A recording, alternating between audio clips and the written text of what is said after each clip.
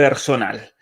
Así que, bueno, saludos a todos los que se están conectando desde lugares tan distintos y variados del mundo. Gracias por el apoyo, gracias a todos aquellos que en los últimos días han dado una donación al respecto. Vamos a apagar la propaganda aquí. Muy bien. Espero que estén todos bien, que hayan aprovechado muchísimo de la primera sesión. Hoy vamos a continuar. Simplemente quería comentarles que, como se darán cuenta, el ser humano es un ser muy complejo. Complejo por una variedad de circunstancias, complejo por las situaciones de la vida, complejo por todos los eventos y las cosas que vamos atravesando y que vamos pasando cada día, lo cual hace que la vida, en vez de simplificarse, se vuelva más complicada. Y muchas veces la solución para nuestros problemas está en la simplicidad, no en lo complicado a veces de las situaciones y de las cosas. Pero al ser un ser tan complicado, el ser humano, muchas veces se tarda mucho en desandar ese camino de complicaciones para llegar a esa simplicidad original, ¿no? Ese ser sencillo como palomas, como decía Jesucristo, esa sencillez del espíritu humano que nos hace también, nos hace ser libres al respecto. Y en la conferencia de hoy vamos a continuar un poco hablando de lo que, en donde habíamos quedado la semana pasada. La semana pasada habíamos estado hablando del crecimiento personal. Había dicho que podemos ver ese crecimiento personal desde aspectos negativos y aspectos positivos. Habíamos visto principalmente los aspectos positivos, como la perfección humana tiene que ser entendida como la excelencia, ese concepto de virtud.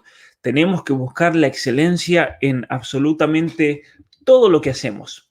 Y eso, obviamente, que esa excelencia humana no nos tiene que llevar al peligro de tal vez pretender ser algo que es imposible ser para cada uno de nosotros. Y eso es algo que lo expliqué muy bien en una de las reglas del curso 12 reglas para la vida, este curso tremendo que yo creo que ha hecho mucho bien a tantas personas, un libro que causó mucho impacto a nivel mundial.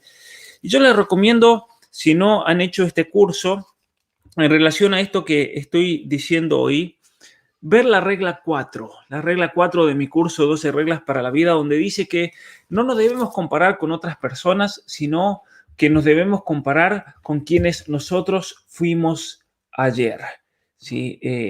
Compárate con cómo tú eras el día de ayer, no como alguien es el día de hoy, porque solamente así nos vamos a asegurar, primero, no frustrarnos en ese deseo de perfección, de mejoramiento, de excelencia, de hacer lo mejor que podamos y vivir de tal manera que la excelencia del día de hoy, el bien del día de hoy, sea superado solamente por el de mañana.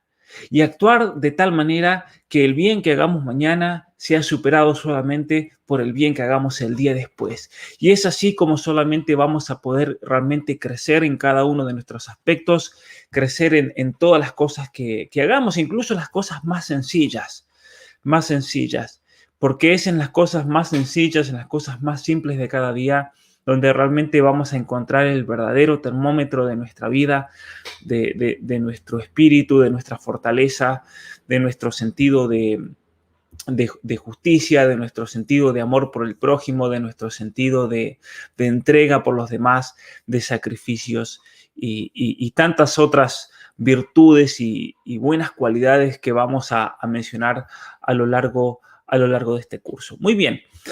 Ayer hablábamos del crecimiento personal, aspectos positivos. Hoy voy a comenzar con esto de los aspectos negativos como parte introductoria que también muchas veces nos enseñan tanto en nuestra vida personal y especialmente en relación al crecimiento de cada uno de nosotros. En la sesión de hoy, si me queda tiempo, voy a tomar un momento para responder preguntas. Quiero decirle que me han llegado muchísimas preguntas.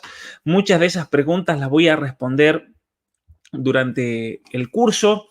hay muchas otras preguntas que yo creo que voy a tener que tal vez, bueno, con el apoyo de ustedes y su ayuda, si ustedes realmente están entusiasmados también, podemos alargar incluso estas sesiones algunas semanas más, porque es mucho lo que hay para hablar, son muchos los interrogantes, muchos papás me decían, o tal vez entendieron que esto iba a ser en relación solamente a niños pequeños, pero me dicen, pero tenemos adolescentes y ahí es cuando están los problemas, y es verdad, y vamos a hablar mucho, no solamente de niños pequeños, sino que vamos a hablar de niños un poco más grandes y vamos a hablar de adolescentes, incluso vamos a hablar de hijos que sean grandes, porque muchos me decían, ya tengo hijos de 22, de 23, ¿es posible de alguna manera recuperar esa relación con ellos y demás? Sí, sí es posible, vamos a hablar de eso. De hecho, como yo les decía el día de ayer, la neurobiología nos ha dado unas herramientas muy buenas. Y quiero hacer mención a eso porque una mujer mandó un mensaje criticando de que como que yo creía que había descubierto el camino o la solución para la virtud, para la perfección y demás, cuando no es así, o hay gente que a veces malinterpreta a propósito.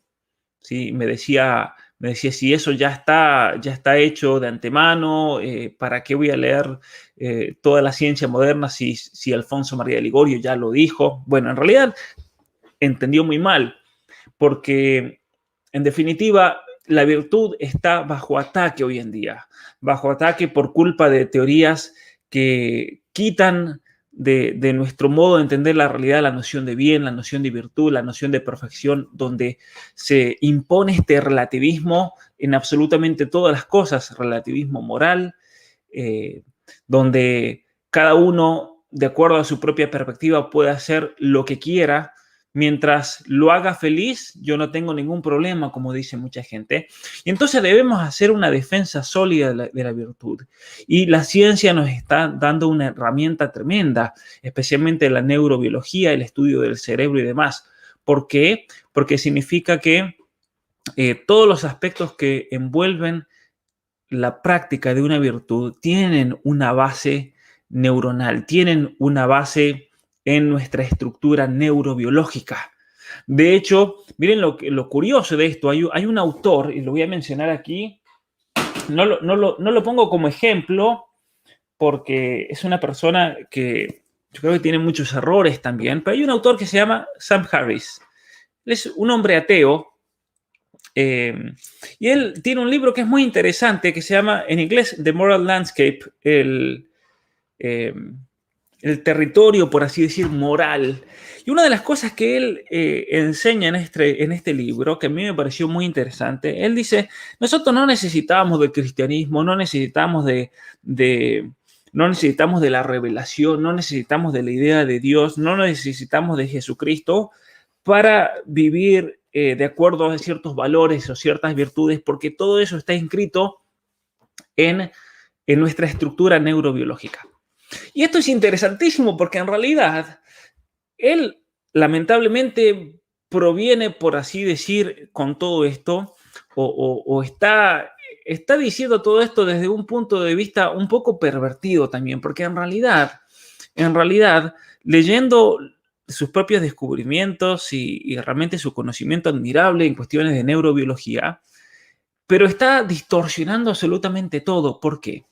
Porque en definitiva él lo que tendría que haber dicho es, no necesitamos a Dios o no necesitamos a Jesucristo, no necesitamos la revelación cristiana, no necesitamos de un dogma para ser buenos, sino que lo que él tendría que haber dicho es, se fue de más en decir eso. Lo que él tendría que haber dicho es lo siguiente: todo lo que hemos aprendido por nuestra herencia de nuestra civilización occidental, por la tradición judeo-cristiana, por toda la estructura de virtudes que comienza Aristóteles y desarrollan tanto filósofos griegos como romanos, como luego lo retoman los cristianos, los primeros cristianos que ven en la noción de la virtud una ejemplificación natural de eso que Jesucristo había dicho, ser perfecto como mi Padre Celestial es perfecto, que luego un pensador gran metafísico y estudioso de la realidad del hombre como fue Tomás de Aquino, él hace una estructura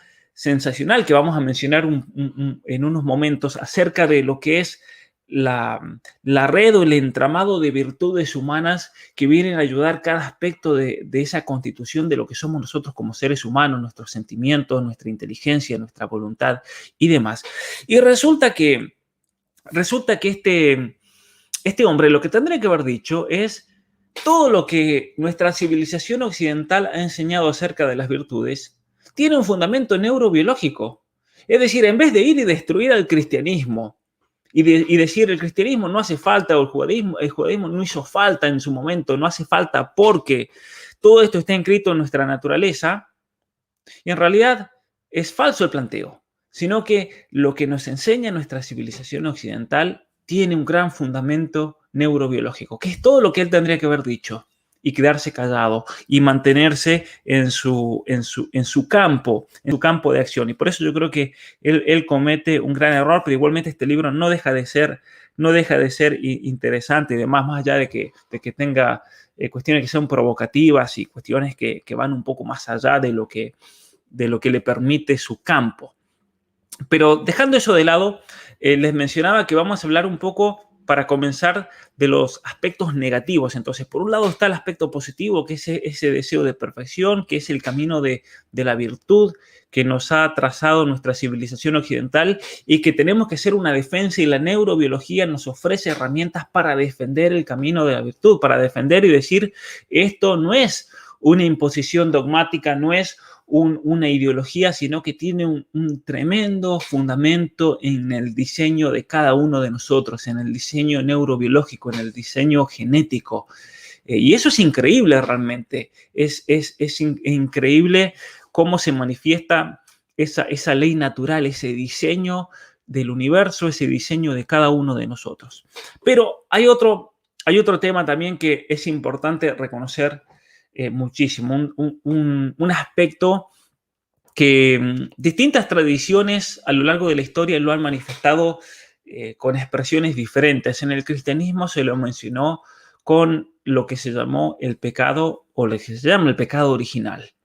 El pecado original, yo recuerdo haber leído a un gran estudioso, profesor, fue profesor de filosofía en mi universidad en los Estados Unidos. Él es doctor en filosofía, doctor en psicología. Su nombre era Fulton Sheen. Fue un gran obispo católico en los Estados Unidos. Y él decía el pecado original tendría que ser el más aceptado de los dogmas del cristianismo, porque es evidente que el pecado original existe. Es evidente hasta para el que no cree en Dios. ¿Y eso en qué sentido lo decía él? ¿Cómo se manifiesta? Porque es una realidad de que somos seres débiles, somos frágiles, somos seres sin costumbres arraigadas al momento de nacer y totalmente manipulables para bien o para mal. Hasta tal punto que Rousseau, por ejemplo, él decía, el ser humano es bueno por naturaleza y la sociedad lo corrompe. Es eso que dice el feminismo radical. El feminismo radical trata de convencer a nuestros jóvenes haciéndoles creer que somos todos buenos, pero si nos convertimos en violadores, en acosadores, en abusadores, es por culpa de la sociedad que nos corrompió, y por lo tanto la culpa es de ese grupo, de esa colectividad, la sociedad que nos corrompe. Lo que Rousseau decía en la sociedad, hoy en día una feminista lo llama el heteropatriarcado machista, es la heteronormatividad la que corresponde, la que corrompe, y demás. Pero esto es una gran falsedad. El ser humano nace como una tabla rasa, como un pizarrón. Aristóteles usaba el término tabula rasa en latín, que significa un pizarrón sobre el cual nada se había escrito. Porque es así en realidad. Cuando nosotros nacemos, no tenemos desarrollada todavía ninguna estructura de conocimiento, ninguna categoría. No sabemos explicar absolutamente nada. Y eso requiere de un proceso que es muy largo y que tarda muchísimos años. Un proceso que comienza con la percepción de la realidad, comienza con el escuchar, con el ver, con el gustar, con el sentir, con el olfato. Y es así como a partir de nuestros sentidos vamos percibiendo esa realidad.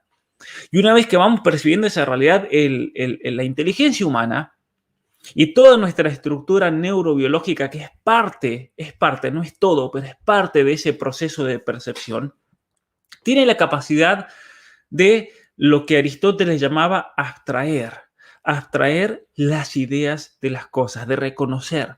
Lo que en el libro de Génesis Dios le da el mandato, por ejemplo, a Adán y Eva, de nombrar, le dio el poder de nombrar a las cosas. ¿Qué significa ese poder de nombrar? ¿Cómo eso se explica filosóficamente o neurobiológicamente? El ser humano, cuando conoce una realidad, tiene la capacidad de abstraer, de dar un nombre, de darse cuenta de que hay cosas que se distinguen de otras y que hay cosas que comparten una misma estructura. Para decirles un ejemplo, yo veo un mono por primera vez en mi vida y entonces tengo la capacidad de darme cuenta de que ese mono es distinto que un ser humano y es distinto que un caballo y un gato y una vaca y le doy un nombre a esa realidad, porque yo me doy cuenta de que ahí hay una esencia distinta, hay algo que a ese mono lo hace ser distinto que el resto. Y ese algo que lo hace ser distinto que el resto tiene muchos componentes. Tiene una figura distinta, tiene una clasificación, por ejemplo, dentro de la zoología, los monos se clasifican dentro de un grupo determinado. Y así podemos decir que tiene una constitución genética, que si bien es una constitución genética que comparte el 99% de los genes del ser humano, pero sin embargo hay algo que lo hace ser totalmente distinto. Hay algo que, si bien lo pone al mono dentro del género animal, hay algo que lo especifica y lo hace ser muy distinto del ser humano. Que el ser humano lo especifica el hecho de tener inteligencia, de tener voluntad, de ser libre. Y eso el mono no lo tiene. Y entonces, así como el ser humano va categorizando la realidad, el ser humano va formando categorías que luego le ayudan a explicar la realidad.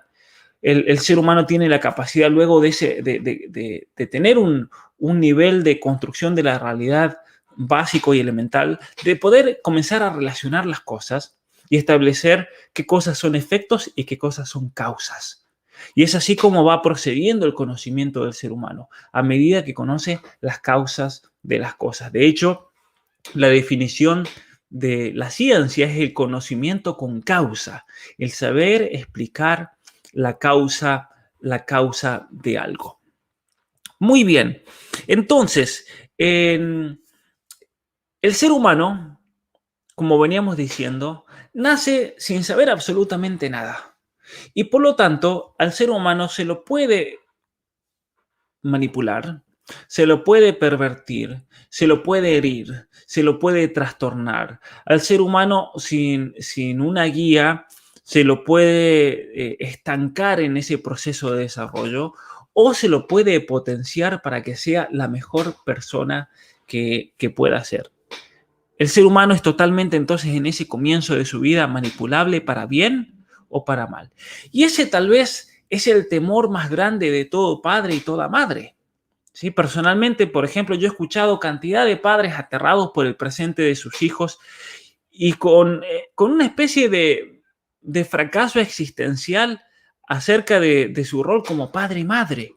¿Sí? Palabras que resuenan una y otra vez ante el hecho de un hijo drogadicto, de un hijo ladrón, de un hijo en la cárcel, de un hijo que trafica drogas, de un hijo homosexual, de una hija lesbiana, de un hijo transexual.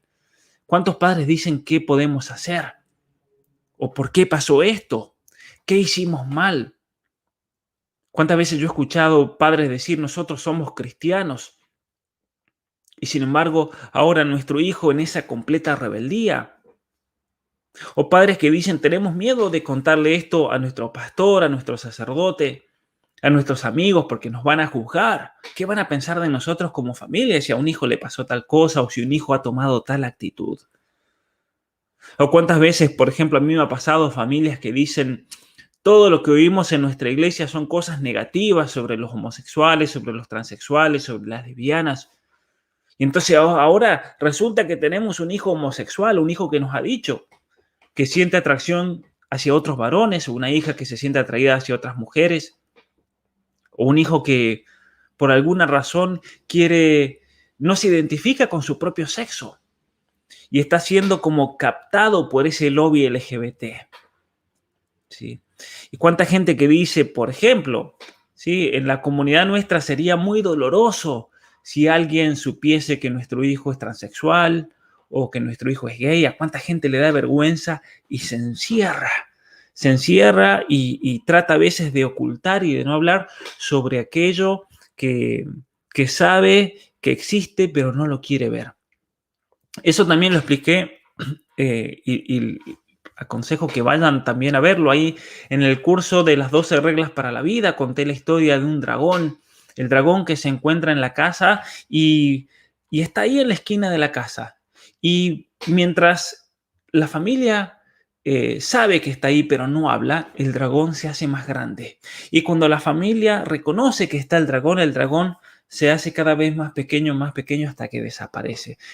¿A qué hace referencia esto? Que todos nosotros tenemos problemas en nuestra vida. Todos nosotros tenemos problemas en nuestras familias. La cuestión es saber reconocer esos problemas y saber enfrentarlos.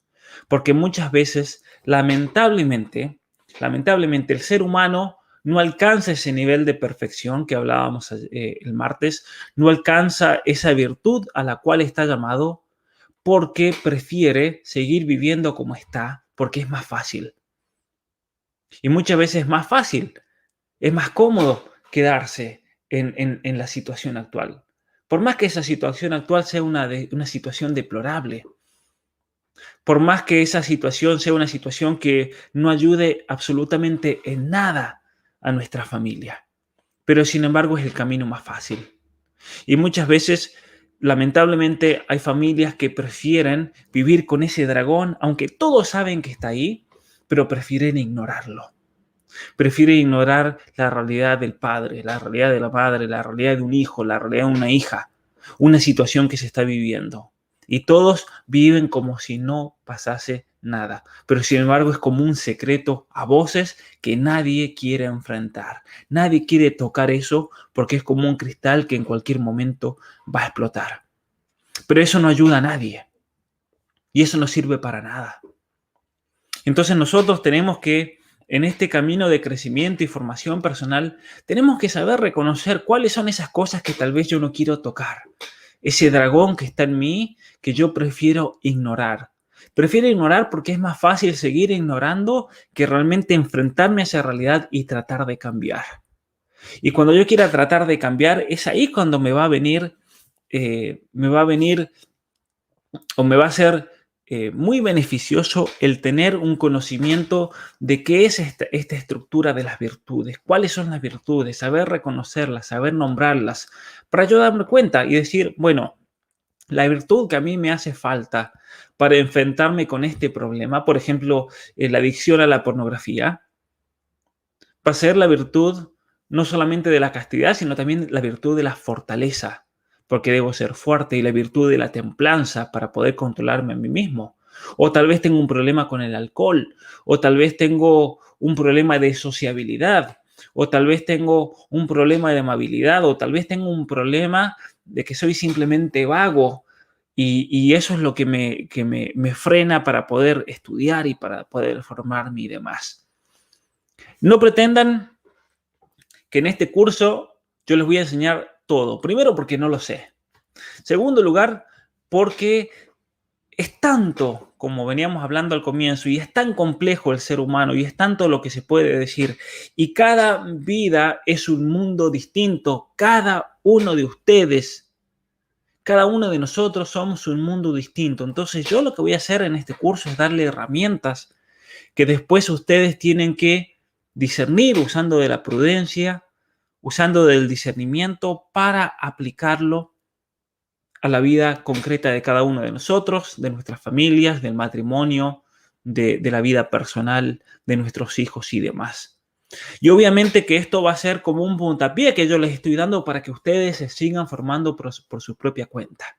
Simplemente aquí lo que yo voy a hacer es explicarle muchas cosas de la mejor manera que pueda, para que después ustedes tengan una base y puedan seguir profundizando por su propia cuenta. Sí. Yo recuerdo una anécdota, por ejemplo, cuando estaba en la universidad, muchas veces el profesor explicaba algo que era muy difícil o complicado y había algún estudiante que no entendía. Y el profesor, y yo agradezco muchísimo a mis profesores que muchas veces lo hacían, me miraban a mí y decían, Pablo, explícalo vos. Porque yo de temprano me di cuenta que tal vez tengo este don o este talento que Dios me dio y que por eso yo lo tengo que dar a todos ustedes, de poder explicar las cosas y hacerlas más fáciles y hacerlas digeribles, de tal manera que no sea aburrido entender ciertas cosas. Entonces yo les voy a explicar muchas cosas. Tal vez les voy a explicar cosas que muchos han leído, que ya saben, así que les pido disculpas porque tenemos un público tan amplio que hay muchos de ustedes que han leído muchísimo e incluso me enseñan. Ayer una señora, una seguidora de Bolivia, me mandó un libro, me mostró un libro que parece sensacional, me mandó unas páginas y yo no lo conocía. Así que gracias por eso, porque yo aprendo también muchísimo de ustedes, pero también yo espero que de alguna manera yo pueda aportarles mucho y que ustedes también puedan aprender y puedan crecer. Pero una de las maneras que muchos me preguntan cómo, y esto está muy relacionado también con lo que estamos hablando, no crean que me voy de tema. Muchos me preguntan cómo haces para enseñar o qué método seguís para poder hablar y poder mantener a la audiencia en una conferencia por 2 horas, 2 horas y media. Yo aprendí una cosa leyendo a un libro, no recuerdo qué libro fue, si me piden el título, lamentablemente no recuerdo en cuáles de las tantas obras que leí de Agustín de Hipona, San Agustín. Él, en una de sus obras, él decía que Cristo fue el maestro más grande que existió en este mundo. Y fue el maestro más grande que existió en este mundo porque él enseñaba con admiración. Es decir, él enseñaba admirándose. Él enseñaba a la gente como si él mismo en ese momento lo estuviese descubriendo. Y entonces yo me puse a pensar y dije, claro, esa es la clave para poder enseñar. Uno tiene que enseñar de tal manera que uno va pensando y va descubriendo. Porque si yo en este momento voy pensando todo lo que digo y simplemente estoy verbalizando todo lo que está pasando por mi cabeza, eso va a tener una secuencia lógica. Y al tener una secuencia lógica, va a hacer que sea más fácil tal vez para ustedes el poder comprender lo que yo estoy diciendo en este momento. Entonces, a mí me gusta y yo pido disculpas si en algún momento digo muchas cosas o parece enredado. Quiero hacerlo de la manera más clara posible. Pero algo que siempre yo me he propuesto es hablar de lo que sé, aunque tal vez no sea la mejor manera de presentarlo. Porque a mí me ha pasado muchas veces de tomar clases en la universidad en las cuales los profesores simplemente se limitaban a leer algo. Iban y nos leían. A mí me aburría muchísimo, porque para eso yo me quedaba en mi casa y en vez de ir a la universidad y estar 2 horas escuchando que alguien lea algo que lo podía leer yo, que lo leía más rápido y demás, o me paraba cuando consideraba importante para pensar en algo, entonces yo me hice el propósito de enseñar comunicando lo que ya sé. Porque si me pongo a leer algo sensacional, voy a pretender enseñar algo que tal vez en realidad no sé. En cambio, si yo me paro enfrente de ustedes, habiendo preparado la clase y habiendo hecho notas y demás como hago, pero si yo me paro delante de ustedes y comienzo a hablar, me voy a forzar a mí mismo a pensar en este tema. Y el pensar en este tema muchas veces me va a dar ideas nuevas y voy a encontrar conexiones que de otra manera no había encontrado o no hubiese encontrado. Pero también les voy a comunicar del pozo del conocimiento o poca sabiduría que uno tenga, pero va a ser un conocimiento honesto, por así decir, de todo lo que uno pretende enseñar. Y por eso yo después lo quiero llevar a los libros de los grandes autores donde van a aprender muchísimo más. Que esto sea una especie de puntapié, realmente una especie de puntapié. Pero realmente a mí me parece Un clásico, comenta alguien, los profesores que leen en la facultad. Eso a mí me parece una chantada, sinceramente.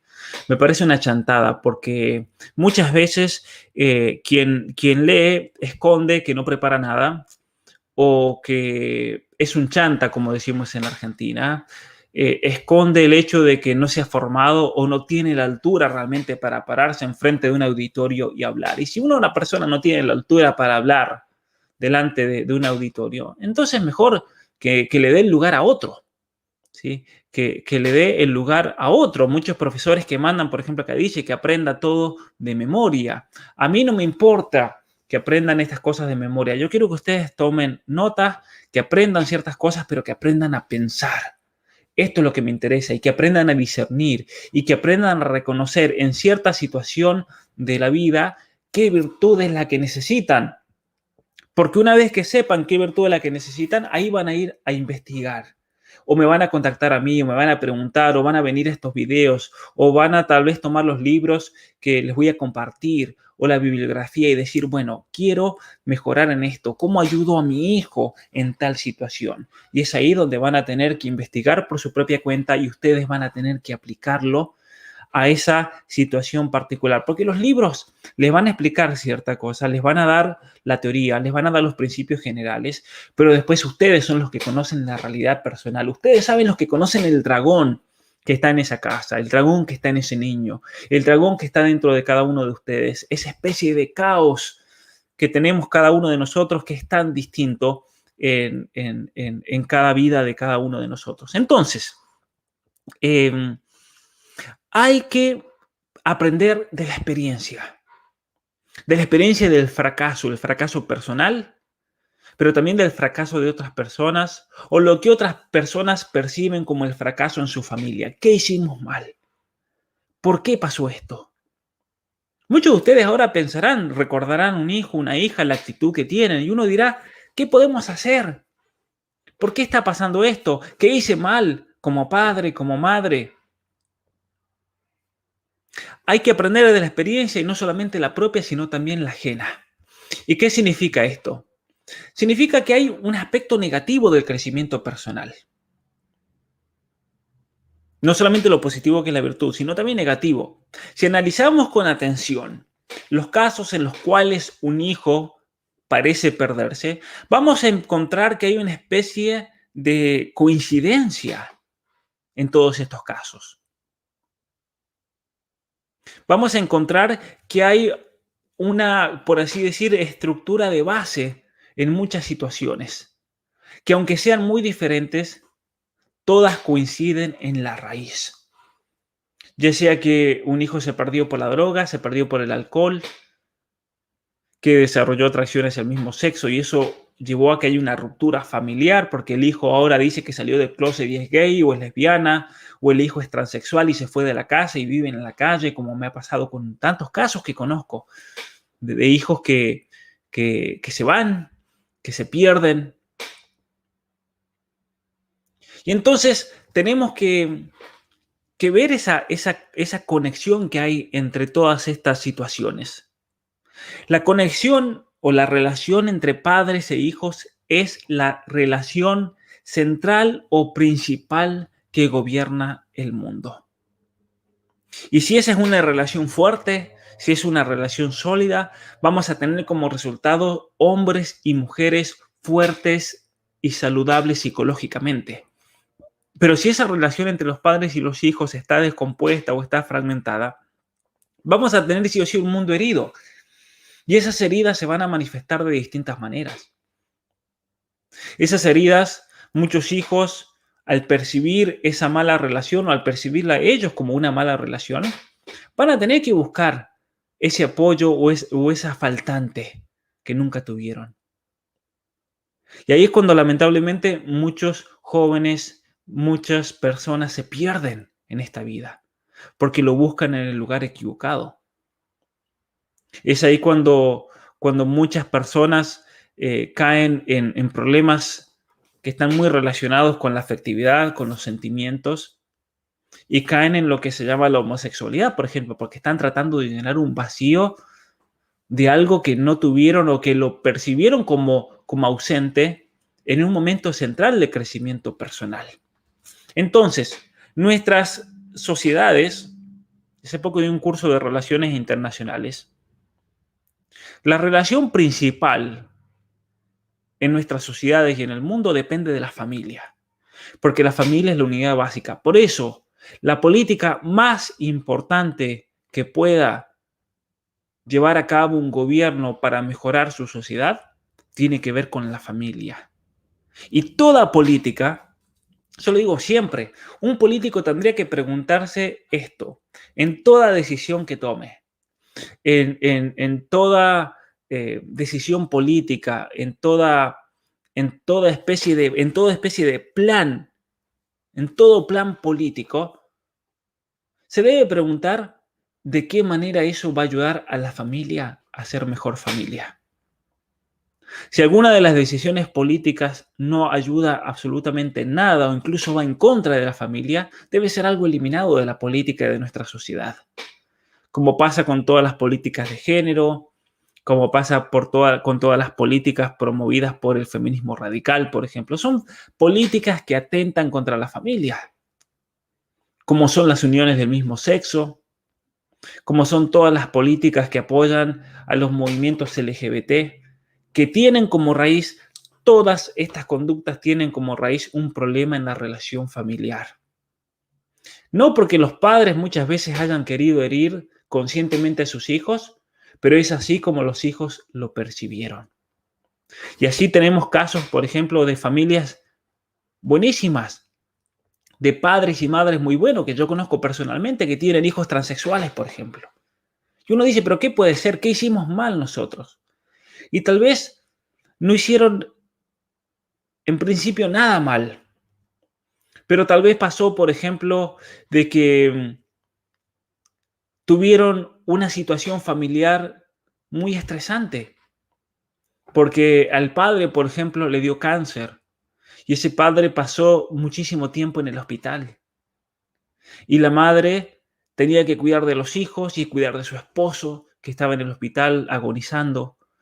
Y para colmo de males, la madre tenía un hijo pequeñito, una hija, supongamos que sea una hija, una niña, un bebé.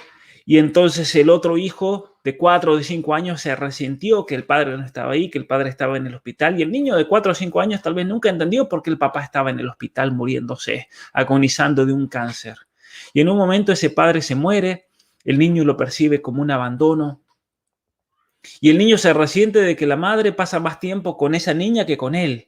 Y entonces ese niño comienza a generar o a desarrollar un trastorno de la propia personalidad y para llamar la atención ante esa ausencia, comienza a actuar como niña, por ejemplo. Y es así como en la escuela la maestra nota algo raro en ese niño porque se comporta de un modo afeminado, se quiere poner ropa femenina. Y le avisa a la psicóloga de la escuela y la psicóloga de la escuela dice, este niño está atrapado en un cuerpo equivocado, por ejemplo. Esos casos así han pasado, conozco muchísimos casos así, de niños que acarrean un trauma y una percepción a veces de la realidad que los ha herido. Y entonces, cuando un padre se pregunta, ¿cómo puedo recomponer esa relación con mis hijos? Porque es lo esencial. La respuesta es por el amor. La respuesta simple y directa es por medio del amor que vamos a recomponer esa relación. Y es un trabajo arduo y muy difícil, pero es un trabajo en el cual hay que perseverar, porque solamente así es que vamos a poder sacar muchas veces a ese hijo que ha caído en algo, a ese hijo que es el dragón tal vez de la familia. Amarlo, quererlo más allá de lo que ese hijo represente o de lo que ese hijo quiera hacer. Mostrarle el amor. Y eso lo vamos a hablar un poco más adelante, en alguna de nuestras sesiones. Entonces, veníamos hablando de los aspectos negativos de este crecimiento personal que también va acompañando lo que se llaman los aspectos positivos. Pero vamos a hablar un poco a modo introductorio también en todo esto, porque es importante sentar esto, que es el valor de la familia. El valor de la familia, que es importantísimo tenerlo bien en claro. Nuestra familia hoy en día, lamentablemente, se dice que está en crisis. Hoy en día se dice que hay nuevas formas de familia como una solución a esa familia en crisis. De hecho, a mí me parece muy interesante, no sé qué pensarán ustedes, pero a mí me parece muy interesante que todos los promotores de estas nuevas formas de familia, uniones homosexuales, uniones lesbianas, uniones de transexuales, uniones de un hombre que se autopercibe como mujer junto con otro hombre, uniones de una mujer que se hace hombre y se une con otro hombre. En definitiva, son uniones heterosexuales y lo vamos a mirar biológicamente. Todos los proponentes de estas nuevas formas de familia y nuevas opciones son personas que han sido heridas en el ambiente familiar. Son personas que se creen tal vez o perciben a sus familias como un fracaso, sus familias de origen. Y es por eso que están encarnizados, por así decir, ante la familia natural, ante la familia constituida por un padre, una madre y un grupo de hijos, de muchos, de uno, de pocos, lo que sea. Pero como ellos no vivieron lo que se llama la felicidad de la familia y nunca lo experimentaron, tienen un rencor y un odio muy grande contra la familia. Y es por eso que buscan destruir a esa familia. O casos de hombres que han caído en la homosexualidad, han desarrollado una atracción hacia el mismo sexo, se ha herido su heterosexualidad porque no tuvieron un padre o porque ese padre fue abusador o porque ese padre los despreció, o porque ese padre no los reconoció, o porque ese padre nunca quiso tener un varón y los despreció como tales. Y entonces eso genera en el niño, luego en el joven y en el adulto un rencor, un odio muy grande hacia esa imagen paterna. Y eso es lo que los lleva muchas veces a todos estos activistas LGBT a tratar de destruir la familia porque ellos en su estructura mental no la pueden aguantar. Hace poco yo contaba en una entrevista que me hicieron desde Argentina, y contaba cómo, por ejemplo, en los orígenes del feminismo radical en los años 60 y 70 surgió de ambientes judíos ortodoxos. Eso es un hecho. ¿Sí? Todas las feministas radicales principales, creo que tengo el libro acá, no lo tengo en el otro lado. Hay una escritora, pensadora, filósofa norteamericana, Camila Paglia, y ella es interesante porque vendría a ser como una hereje dentro del movimiento feminista, porque ella se considera feminista, pero la han expulsado de todos los movimientos feministas porque ella defiende la biología, defiende el sentido común, defiende la familia, defiende... ella es pro aborto, pero es interesante porque ella dice el aborto está muy mal y tenemos que reconocer como abortistas y como pro aborto que toda la doctrina desarrollada por el cristianismo, toda la doctrina, de hecho lo cita del catecismo de la Iglesia Católica, todo el argumento pro vida es un argumento fuertísimo y es imbatible. Los pro vida tienen razón, lo dice ella con mucha honestidad, ¿no?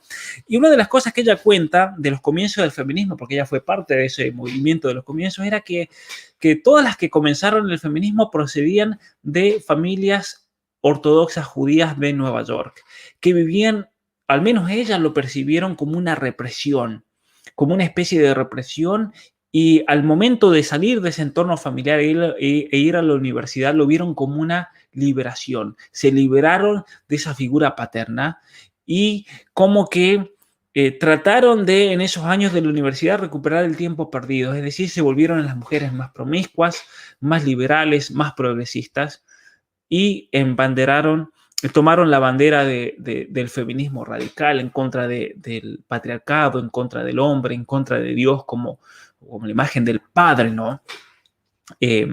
Así que es muy interesante ver y tener en cuenta todo esto. Cuando hay familias o cuando la mujer o cuando un hombre percibe a la familia como algo opresivo, termina rebelándose contra la idea de la familia. Y por eso es tan importante como padres que nuestra familia y nuestro entorno, y si no son padres todavía o lo serán en el futuro, vivir siempre en un entorno que esté rodeado por el amor, porque solamente es el amor el que sana esas heridas que todos tienen.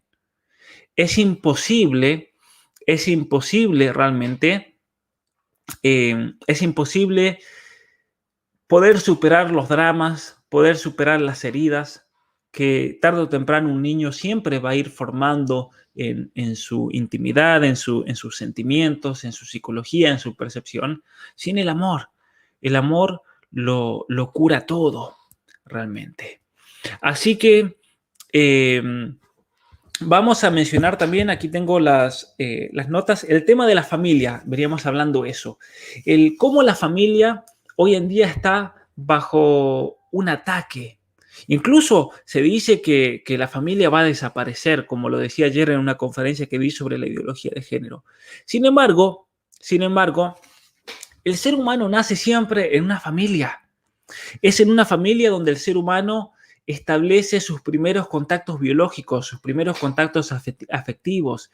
Y es por eso que cada uno de nosotros dependió de la familia o depende de la familia hasta el momento de lo que se llama la emancipación. Y por eso todo el proyecto de familia, como mencionábamos el martes, tiene que apuntar a que los hijos adquieran esa capacidad de razonar y distinguir el bien del mal. Pero no solamente deben, por así decir, desarrollar esta capacidad de juicio, sino que también deben tener la fortaleza para poder llevarlo a cabo. Deben tener la voluntad para hacerlo. Deben tener esa fortaleza de espíritu para decir, sé lo que está bien en esta situación, o sé que esto está mal, y tener el coraje de decir, lo voy a hacer porque está bien o no lo voy a hacer porque está mal. Porque lamentablemente hoy en día, debido a que las familias, lamentablemente, en gran parte no educan, obviamente que no todos, pero mayoritariamente la familia no educa a sus hijos. La familia, ¿qué hace? Se los deja a la escuela, se los da al Estado para que se los eduque. ¿Y el Estado qué hace? El Estado los ideologiza, el Estado los corrompe. Pero muchos padres me dirán, Pablo, yo no tengo la formación para educar a mis hijos. Y bueno, hay que formarse. Por eso yo los felicito a ustedes que están tomando este curso porque muestran esa intención de formarse, están dando el paso adelante y decir, yo quiero aprender esto. Quiero aprender a ser un buen padre. Quiero aprender a ser una buena madre. Quiero aprender a ser la mejor persona que puedo ser. Porque muchas veces, como mencionábamos al principio, es más fácil quedarse sin hacer nada, quedarse con los brazos cruzados antes que realmente aprender. Porque si yo aprendo, se me va a abrir una puerta y eso me va a exigir sacrificio. Se me va a hacer sacrificio. Así que lo de las fuentes lo voy a compartir. Les recuerdo que en mi página web, después de estas sesiones, yo voy a publicar el mismo día o el día siguiente un artículo donde va a estar este video, pero ahí voy a poner todas las citas de los libros que menciono y lecturas recomendadas. De hecho, el otro día publiqué este artículo cortito donde tengo más o menos 7 libros recomendados para aquellos que quieran profundizar. Los libros que vaya mencionando hoy, que ya he mencionado un par, 2 o 3 o 4, los voy a poner ahí también para que ustedes puedan ver y puedan tomar nota, y si hay un nombre raro que no saben cómo se escribe y demás, va a estar todo ahí. Así que la familia es realmente esencial, para poder formarse, como dice el título de este curso, es esencial para poder crecer personalmente. Los padres tienen entonces una responsabilidad gigantesca al respecto. Ahora, una cosa interesante que es importante defender hoy en día, que está bajo ataque, que es el lugar de la familia. Es el lugar de la familia dentro de la formación de los hijos. Una familia que está bajo el ataque por ideologías que está bajo el ataque por el Estado, un Estado que pretende ser el dueño de nuestros hijos. Recordemos que en Argentina una ideóloga del género, Rosaura Barrios, dijo: los niños pertenecen al Estado. Lo mismo dijo la ministra de Educación de España: los niños pertenecen al Estado. Lo mismo se escuchó en México y en tantos otros lugares donde se quiere afirmar que es el Estado quien está a cargo de los hijos y no la familia. Y esto es una gran mentira. ¿Por qué?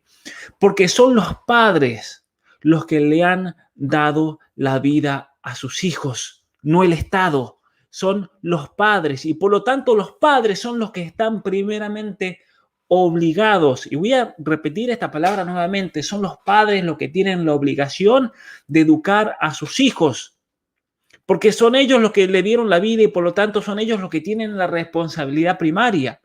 Y debido a esa responsabilidad natural, los padres también, en consecuencia, son los primeros educadores de sus hijos. Y cuando digo son los primeros educadores de sus hijos, no me refiero a una palabra de modo cronológica. No me refiero a que son los primeros de los 1 a los 3 o de los 1 a los 4 años y a partir de los 5 comienzan a ser del Estado. No, me refiero a que son los primeros de un modo ontológico. Siempre van a ser los primeros educadores, sea que el hijo tenga 1 año o sea que el hijo tenga 50. Porque son los padres los que los trajeron a esta vida y por lo tanto esa va a ser una responsabilidad que va a perdurar de por siempre.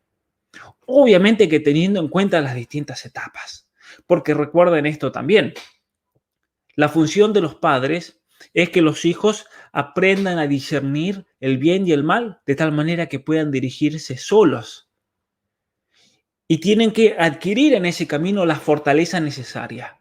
Y entonces, ustedes como padres tienen que comenzar a entrenar a sus hijos a que se independicen, a que se sociabilicen. Por eso no es lo mismo un hijo de 50 que un hijo de 2 años. Y el padre tiene que tener la prudencia entonces de cómo dirigirse.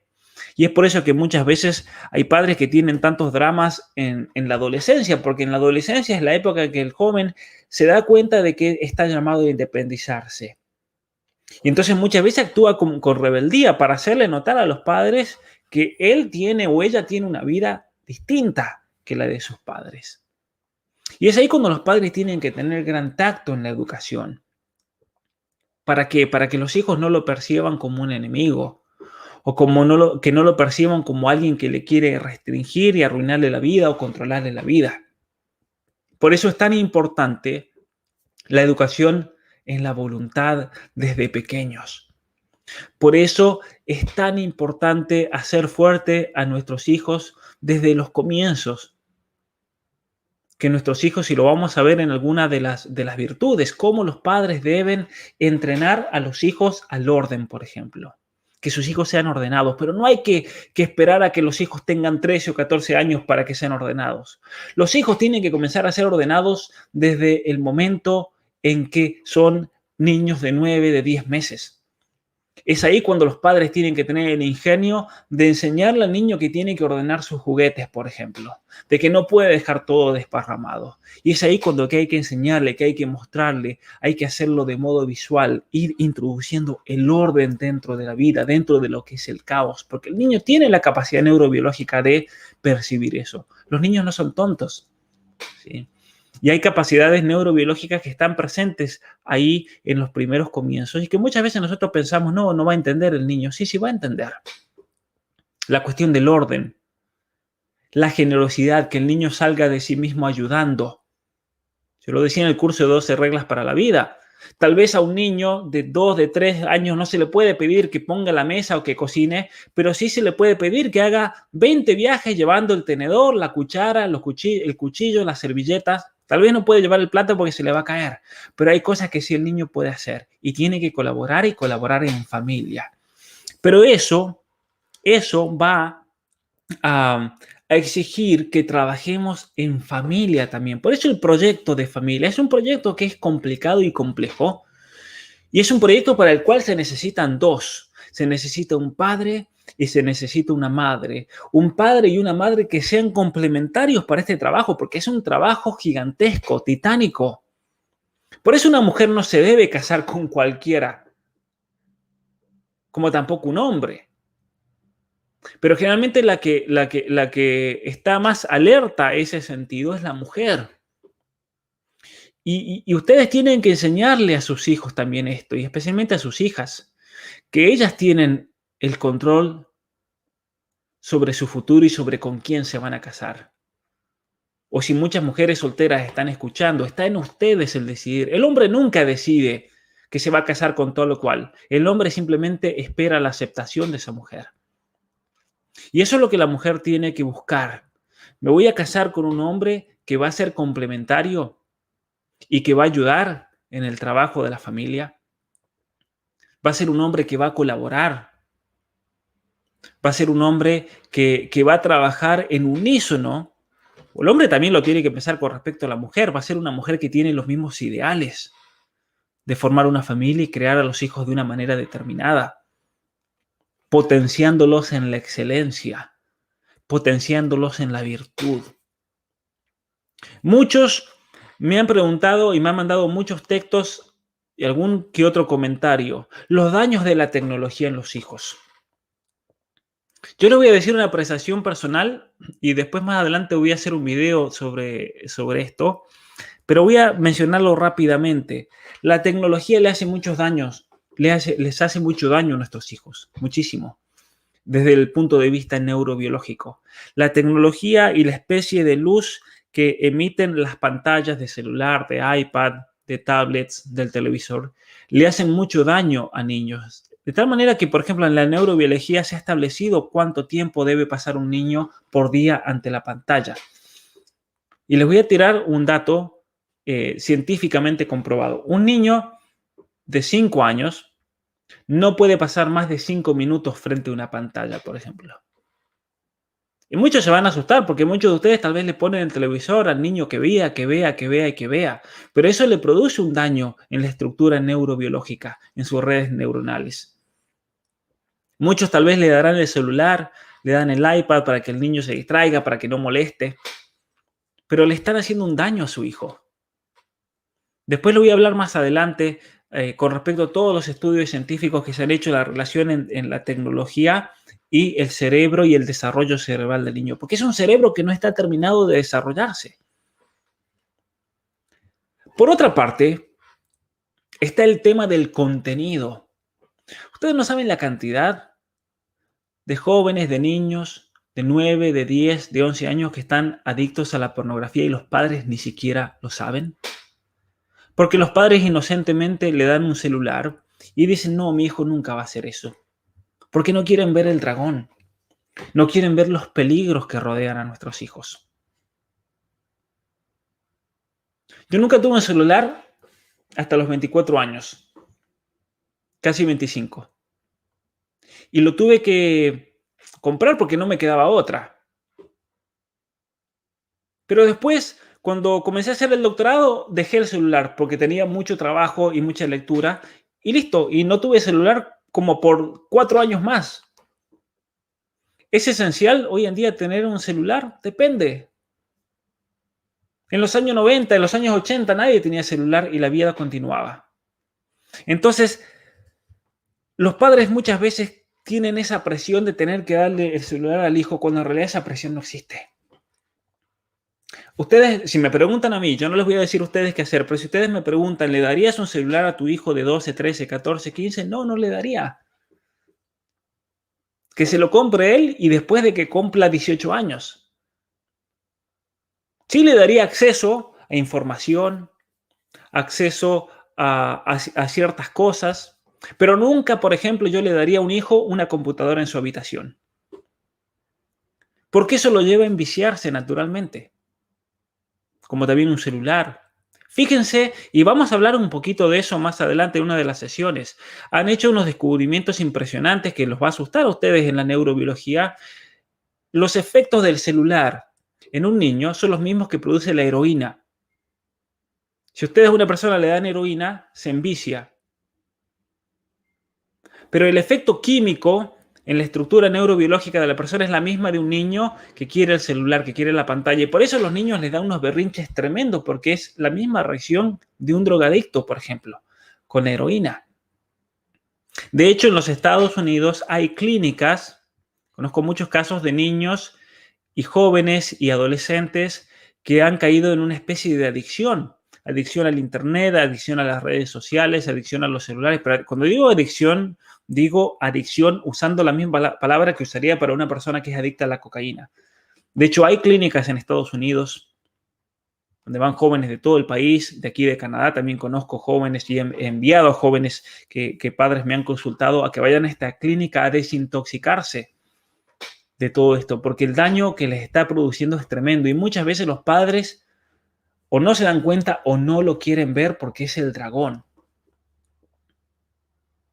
Entonces, realmente es importante tener en cuenta esto, tener en cuenta el tema de la televisión.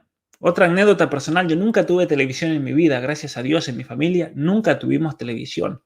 ¿Por qué? Porque mis padres, mi madre especialmente, no quería que sea la televisión la que nos eduque. Ella decía, si mis hijos se quieren educar, que lean libros. De hecho, leíamos muchos libros, no teníamos televisión, nunca tuvimos.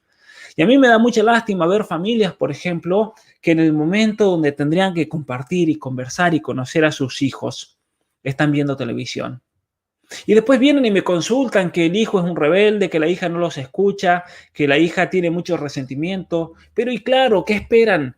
Si nunca pasaron tiempo con sus hijos, si nunca los escucharon, si estuvieron siempre con la televisión prendida. Una televisión que le lavaba el cerebro a ustedes, pero principalmente a sus hijos. Entonces, eso es triste. Es triste y tenemos que saber que hay que rescatar a la familia y muchas veces son nuestras familias las que tenemos que rescatar. Tenemos que comenzar a replantearlos y a ordenar nuestra casa. Tenemos que comenzar a ordenar nuestra vida. Como me decía un seguidor que me causó mucha gracia, me decía, Pablo, hice el curso de 12 reglas para la vida y estoy cambiando todo en la casa y mi mujer piensa que estoy loco. Pero es así. Es así, hay que realmente replantearse. Pero para poder llevar esto a cabo, en el matrimonio hay que hacerlo entre el esposo y la esposa. Si uno de los dos patea para el otro lado, como se dice, va a ser muy difícil lograrlo. Por eso es importantísimo que los esposos tengan la misma mente y el mismo corazón y los mismos propósitos y objetivos. Porque recuerden, en la visión cristiana del matrimonio, o en la visión judeo-cristiana, el esposo y la esposa se casan con un fin que siempre va más allá, que trasciende, que es lo que se llama en el cristianismo la salvación personal. Pero eso conlleva también que si el esposo y la esposa van a traer hijos a este mundo, eso les da una responsabilidad enorme ante Dios. Y es en relación a esos hijos entonces que los padres deben entregarse completamente porque algún día van a tener que rendir cuentas de esos hijos. Eso es importantísimo. Es importantísimo. Por eso los padres tienen que dar buen ejemplo. Los padres tienen que tener mucho cuidado porque los niños observan. Y si los padres están viendo todo el tiempo televisión, los hijos lo van a hacer. Y si los padres están todo el tiempo ante el celular, los hijos lo van a hacer. Pero si los padres se la pasan, no digo que se la pasen todo el tiempo, pero si agarran un libro, los hijos lo van a seguir. De hecho, me han llegado muchas historias hermosas también. Una mamá me contaba que se sienta todas las tardes y las noches a leer el libro Atrapado en el cuerpo equivocado y la sobrina, creo que era la sobrina de 4 años, le pidió que le enseñe a leer porque quiere leer ese libro que tiene la tapa del bebé. Entonces la nena dice, quiero aprender a leer para poder leer ese libro que lees todas las tardes. Eso es increíble, ¿no? Pero tienen que realmente replantearse, o todos tenemos que replantearnos constantemente nuestra vida, porque siempre hay algo para mejorar. Y el trabajo de la familia en relación, y aquí vamos a ir terminando, el trabajo de la familia con respecto a esa responsabilidad gigantesca que tienen, ¿sí? Porque es la familia la que trajo los hijos a este mundo, no el Estado. Y entonces ese deber de educación familiar o ese crecimiento solamente se va a dar por las virtudes. Y si el ser humano debe alcanzar esa excelencia personal y esa formación personal, no hay mejor lugar para asegurarse ese crecimiento que en la familia. No hay ninguna otra institución del mundo, ni siquiera la escuela, que pueda asegurarme que ese niño sea fuerte y sea sano psicológicamente y crezca rodeado de amor y de comprensión y de cariño, porque eso es lo que hace fuerte a una persona también. Entonces es importante tener en cuenta eso, el valor y el rol principal en nuestra sociedad de la familia. Es importantísimo. Así que vamos a ir terminando aquí. Para la semana que viene yo quería hablar un poco más de la estructura de las virtudes, ir mencionándolas y demás, pero no nos ha dado el tiempo. Así que vamos a seguir la semana que viene. Pero bueno, agradecerles como siempre a todos los que hayan hecho la donación. Les recuerdo primero, muchas gracias a todos los que quieran donar también. Muchos me preguntan cuánto hay que donar, lo que ustedes puedan en realidad, ¿sí? Lo que ustedes puedan, ¿sí? Los aspectos negativos que preguntan ahí, ¿cuáles son los aspectos negativos? Que el crecimiento tiene aspectos positivos, que es la virtud, la excelencia, y vamos a ver todo el entramado de virtudes, pero también hay aspectos negativos en el sentido en que cuando una persona aparentemente fracasa en esta vida, se dan por ciertas situaciones que vamos a enumerar, familiares, emocionales, de abandono, por la televisión, por el internet. Y entonces tenemos que saber reconocer cuáles son los aspectos negativos que llevan a una persona a su caída, a su estancamiento en el desarrollo, y entonces saber prevenir a partir de eso, aprender de los errores propios y aprender de los errores ajenos también. Entonces, por eso vamos a hablar, por ejemplo, muchos padres me han preguntado, ¿qué hacemos si tenemos un hijo transexual o un hijo homosexual o una hija lesbiana? Y es ahí donde especialmente vamos a hablar de estos aspectos negativos. ¿Qué hace que una persona caiga en eso? ¿Qué hace que un hijo caiga en la drogadicción? ¿Qué hace que un hijo caiga en el alcoholismo? ¿Cuáles son los factores que se dan en la vida de estas personas? Porque la ciencia los ha determinado ya. La ciencia ya nos ha demostrado cómo una persona puede caer en una situación así. Y entonces la familia puede ser, lamentablemente, por situaciones que se viven, una escuela de perdición, cuando la familia está llamada a ser una escuela de virtudes. Por eso tan importante.